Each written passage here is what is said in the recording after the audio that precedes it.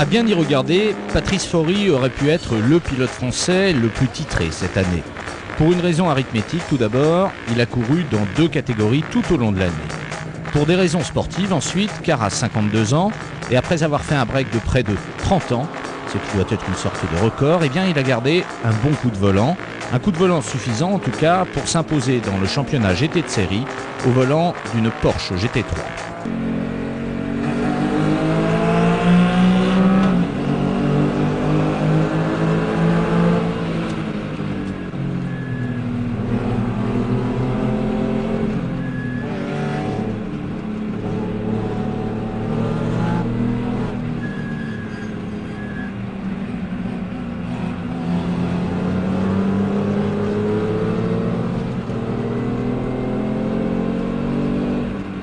Parallèlement à son programme en GT de série, Patrice Faury courait cette année dans la Coupe Caterham. Il a terminé 5e du classement général, mais au-delà du résultat, ce qui frappe, c'est la capacité qu'il a eue cette année à s'adapter à 2 voitures aussi différentes que la Lotus 7 et la Porsche GT3.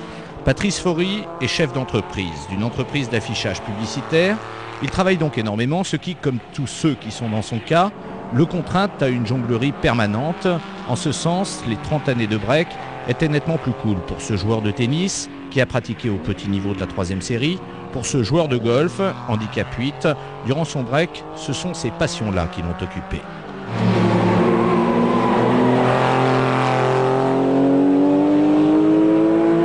J'ai fréquenté d'autres milieux sportifs, le tennis de compétition, le golf de compétition, j'ai fait plein de choses. Mais l'automobile, non, ça m'est revenu à cause d'un ami qui s'y est remis aussi sur le tard et qui m'a dit viens, tu vas voir, c'est sympa, peut-être que tu sais encore faire. Je dis écoute, ok, on y va. Et on a commencé par les 500 km de Nogaro avec Maxence Toinard d'ailleurs, et qui m'a remis le pied à l'étrier sur cette voiture. Et du coup, la passion est revenue et l'envie de faire encore, l'envie de glisser, de s'amuser et de trouver encore des challenges. Il déclare en vrac qu'un titre de champion de France n'est pas forcément ce qu'il y a de plus important dans la vie, que s'il devait changer de catégorie, il se tournerait vers la Coupe Porsche ou le Super Tourisme, plus que vers le GTF FSA. Il déclare encore, et enfin, que pour lui, tout va pour le mieux dans le meilleur des mondes. Vous allez rire, on l'aurait deviné.